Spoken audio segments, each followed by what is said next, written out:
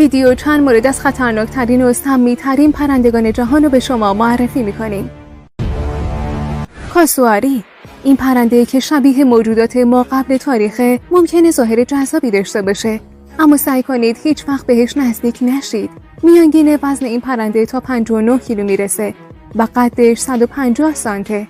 کاسواری استرالیایی با پنجه 10 سانتی و خنجر مانند خودش دومین پرنده بزرگ دنیاست. هنگام حمله به حریف میپرن و با این پنجه ها بهش ضربه میزنن. در کل آرومن، اما سر محل زندگیشون حساسن و اگه اذیتشون کنید خیلی عصبانی میشن. یکی از معروفترین حمله ها در سال 1926 اتفاق افتاد. یه پسر نوجوان که در حال شکار کاسواری بود مورد حمله این پرنده قرار گرفت و بعد از زخمی شدن از ناحیه گردن فوت کرد. اخیراً یک کلکسیونر حیوانات 75 ساله به اسم هیلز توسط کاسواری که توی خونش نگه می داشت کشته شد. با اینکه این فقط 2 مورد ثبت شده کشته شدن انسان به دست این پرنده است. کشکرک استرالیایی، این نوع پرنده در حین ساختن لونه خیلی خطرناک میشه. از اونجا که معمولاً توی جاهای مسکون لونه میسازن، گزارش‌های زیادی از حمله این پرنده به انسان‌ها ثبت شده. این مشکل انقدر رایجه که بعضی از شهرداری‌های استرالیا به عابران پیاده توصیه می‌کنن که در فصل جفتگیری این پرنده کلاه‌های لبه‌دار سرشون بذارن یا با خودشون چتر بیارن، چون حمله ناگهانی این پرنده به یه دوچرخه سوار یا عابر پیاده میتونه باعث تصادفات رانندگی بشه. مرغ طوفانی غول‌پیکر، وقتی به یه شکارچی بزرگ فکر می‌کنید هیچ وقت یه پرنده دریایی به ذهنتون نمیاد. این پرنده دریایی خیلی بزرگه که هم گوشت حیوانات مرده رو میخوره و هم طعمه‌های زنده. دامنه بالهای این پرنده به 2 متر میرسه و میتونه به سرعت 72 کیلومتر در ساعت برسه. مرغ طوفانی غول‌پیکر هیچ حریف شکاری در محدوده قطب جنوب نداره و به بچه پنگوئن‌ها و حتی فوک‌های آبی هم حمله میکنه. حتی دیده شده که این پرنده‌های بزرگ دیگر رو با نگه داشتنشون در زیر آب غرق کرده و بعداً اونا رو خورده. این پرنده ها تقریباً به اندازه عقاب سریع و خطرناکن. کرکس ریشدار، کرکس ریشدار که به پرنده هما هم معروفه، یکی از قدیمی ترین و بزرگترین کرکس های دنیاست.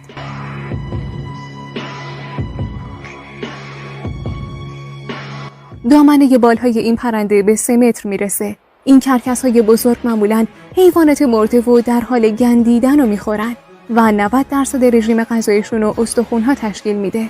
نیازی نیست نگران حمله این موجودات باشین، اما هیچ وقت به کرکس ریشداری که در حال غذا خوردن نزدیک نشید.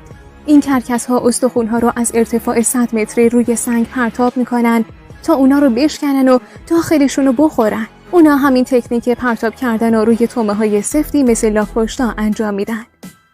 قوش تیزپر، اگه فکر میکنید تنها شکارچی یا آسمون عقابه، این مورد رو خوب تماشا کنید.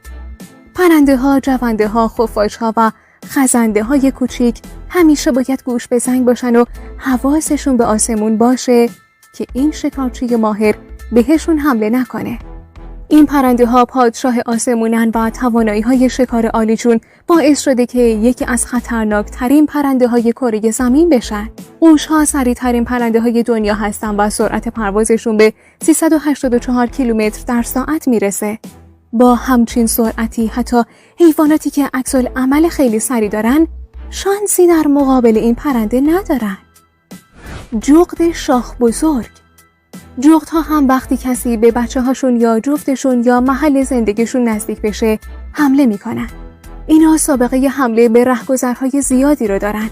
با این وجود بیشترین حمله ها رو یه جغد خاص انجام داده که اسمش جغد شاخ بزرگه. جغدای شاخدار بومی قاره های آمریکا هستن و معمولاً جونده های کوچیک و پرنده ها رو میخورن. اما طعمه های بزرگتری هم شکار کردن. قدرت منقار این نوع حدود 500 PSI که به اندازه قدرت گاز گرفتن یه سگ بزرگه. در نتیجه هیچ وقت سر به سرشون نذارید. به این فیلم نگاه کنید که نشون میده خرگوشو با چه سرعتی از روی زمین میقاپه. به ندرت پیش میاد جغد به انسان حمله کنه و انسانو بکشه. عقاب تاجدار، عقاب تاجدار که به پلنگ آسمون هم معروفه، بومی آفریقاست و برای پستانداران مرگبارترین پرنده محسوب میشه.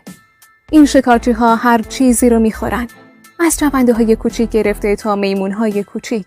در سال 2015 یه عقاب تاجدار به باغچه زنی رفت و سگش رو کشت. حتی شایعاتی وجود داره که جمجمه بچه‌های کوچیکو داخل لونه عقاب تاجدار پیدا کردن. قدیمی ترین فسیل انسان جمجمه یه بچه است که به نظر میاد در اثر حمله یه عقاب تاجدار مرده باشه. علامت‌های اطراف کاسه چشم بچه نشون میداد گوشت صورتش توسط یه عقاب تاجدار جدا شده.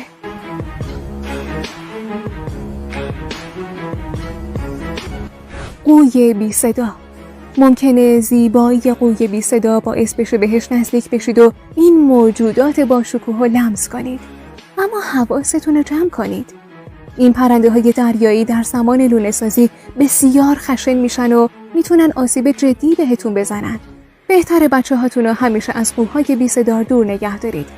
وقتی بهشون نزدیک بشید بالهاشون رو باز میکنن تا از قلمروشون محافظت کنن.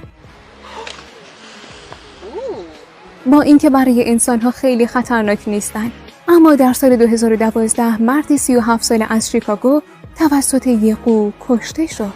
از قرار معلوم داخل قایقش پارو میزد و ناگهان یک قو بهش حمله کرد و اجازه نداد شنا کنه و خودش رو نجات بده. همین باعث شد غرق بشه و بمیره.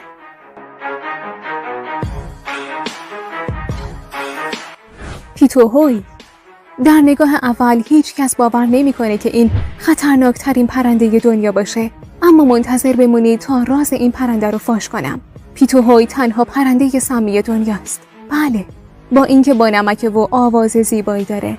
مردم گینه نو قرن‌هاست که از این پرنده سمی دوری می‌کنن. پرهای این پرنده حاوی یه سم مخدر اعصاب قلیاییه، مشابه همون چیزی که قورباغه تیره سمی تولید می‌کنه. مقدار بالای این سم میتونه باعث فلج شدن و حتی مرگ بشه. البته این سم خود پرنده تولید نمیکنه، بلکه ناشی از خوردن سوسک‌های شورسینه است که این هم بخش زیادی از غذای این پرنده رو تشکیل میده. خب به نظرتون کدوم یکی خطرناک‌تره؟ لطفاً لایک و کامنت رو فراموش نکنید.